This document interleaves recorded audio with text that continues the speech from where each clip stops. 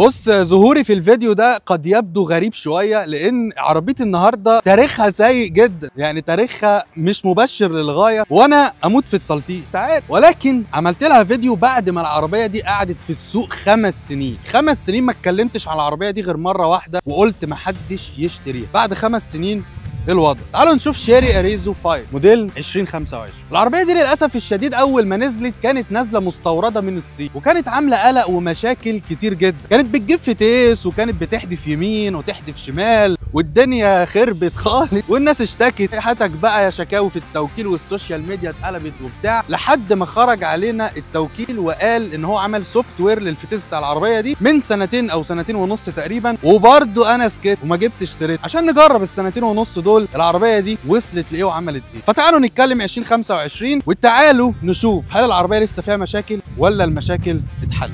يلا بينا. قبل ما نتكلم في اي حاجه، مبدئيا العربيه دي 1500 سي سي، مواصفات انت المفروض عارفها لان العربيه دي انتشرت جدا في الشارع. 1500 سي سي تنفس طبيعي، بتولد 114 هورس باور، متوصل بفتيس سي في تي، والعربيه يعتبر ادائها لذيذ جدا وسحبها جميل جدا على الطريق. العربيه دي ميزتها لو هتقارن، معلش بقى احنا لازم نحطها في المقارنات لان العربيه دي مش بس احنا في الفيديو ده هنتكلم عنها، لا احنا هندخلها مع ناس ثانيه. العربيه دي هي اشيك عربيه في فئتها، اشيك من نيسان صني، اشيك من بي واي دي، اشيك من بروتون ساجا، ومليانه اوبشن عنهم كلهم. العربيه اللي بنصورها دي اعلى فئه فيها. اعلى فئه ميزتها ان فيها ال اي دي امامي وخلف، وال اي دي تحت، وال اي دي فوق، وجنود بمقاس 16، واشارات في المرايات، والمرايات تقدر تتحكم فيها كهرباء، وفيها فتحه سقف، ودي العربيه الوحيده اللي فيها فتحه سقف في الرينج ده، وفيها زجاج فاميه، وال اي دي خلفي زي ما قلنا، وسنسور خلفي، وكاميرا خلفيه. ومساحه الشنطه لذيذه جدا، شنطه معانا 430 لتر، وده رقم لذيذ. وزي ما انت شايف كده، فالتصميم الخلفي للعربيه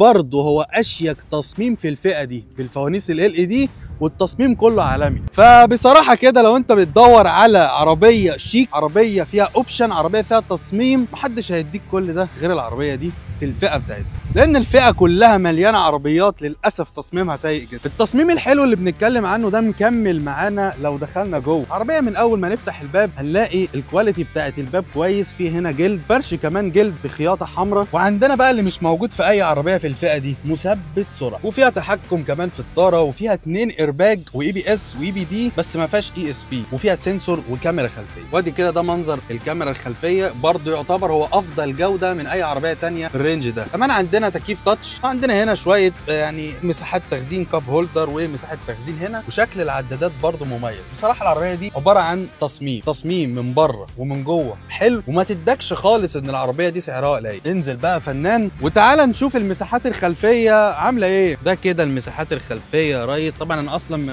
قلت لك مالكش دعوه بالكرسي اللي بقعد عليه، ده كرسي مش بني ادم طبيعي، انا بسوق كده وممكن انيمه اكتر من كده كمان، ما تشغلش بالك بيا، قيس على نفسك انت. هي المساحه ورا لذيذ. طيب خلينا نجاوب على سؤال، هل العربيه دي فيها مشاكل؟ في الحقيقه العربيه دي فيها مشكله واحده هقول لك عليها، ولكن عن مشكله الفتيس ما تقلق، المشكله اتحلت اخيرا بعد ما عدى 5 سنين على انتاج العربيه، والحقيقه ان هي اتحلت من سنتين. محدش بيشتكي، وجروب الملاك موجود، والعربيه ماشيه في الشارع وليها مستخدمين، فلو حد بيشتكي هيبان. دلوقتي بعد السوفت وير اللي عمله الوكيل محدش فعلا بيشتكي من الفتيس في العربيه، والعربيه ادائها لذيذ، وفي ناس معديه بيها ال 200,000 كيلو كمان، وفي ناس شغاله بيها في وسائل التنقل زي اوبر وكريم والحاجات دي. ولكن انت لو هتجيبها للشغل انا ما انصحكش، انا انصحك تجيب نيسان صني، لكن العربيه دي للاستخدام الشخصي ممتازه فعلا. المشكله الوحيده اللي لسه موجوده في العربيه دي هي ان العربيه لما جربتها كتير زيرو، وجربت امشي بيها زيرو وكذا نسخه منها، لقيتها لسه محتاجه ظبط زوايا.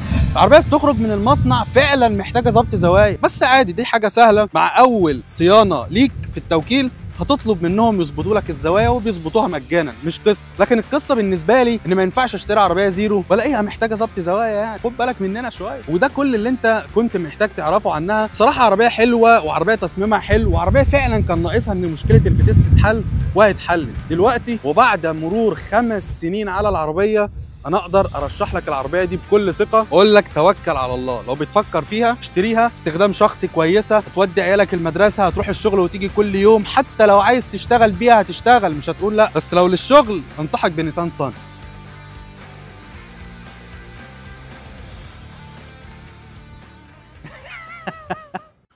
شكرا يا ريس، ربنا يخليك. المهم خلاص بقى عايز اصور. وما تنساش تعمل لي فولو على تيك توك وفيسبوك وانستجرام. وكان معاكم محمد الباشا، سلام.